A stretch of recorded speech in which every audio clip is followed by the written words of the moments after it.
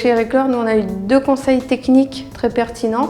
Surtout sur le vide sanitaire, on nous a donc conseillé de surélever la maison parce que c'était une zone qui pouvait être inondable. Ensuite, le fait que ce soit sur vide sanitaire, ça permet que la maison ne soit pas en contact direct avec la terre.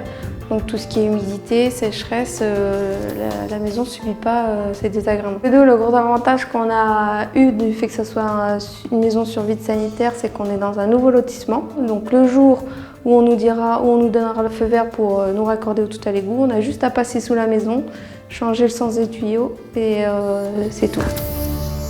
Si vous avez commencé à vous renseigner pour trouver le constructeur de votre future maison, et si vous avez navigué sur des forums de construction, vous avez dû lire toutes sortes de commentaires sur la nécessité ou non d'avoir un vide sanitaire.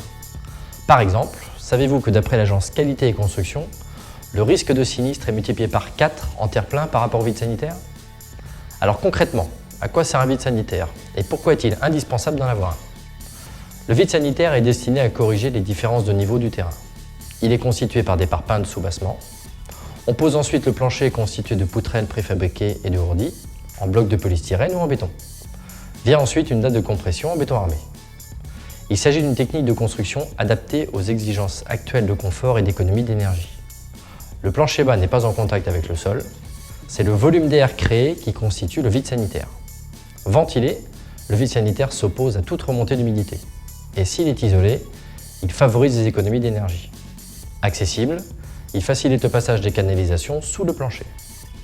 Les planchers sur vide sanitaire s'imposent également par leur remarquable facilité d'adaptation aux terrains difficiles, terrains humides, hétérogènes ou en pente.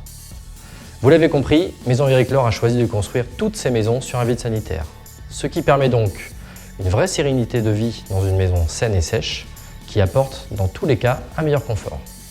L'élimination des problèmes de tassement des sols, comme les fissurations du carrelage, des cloisons, pouvant être rencontrées dans le cas du terre-plein.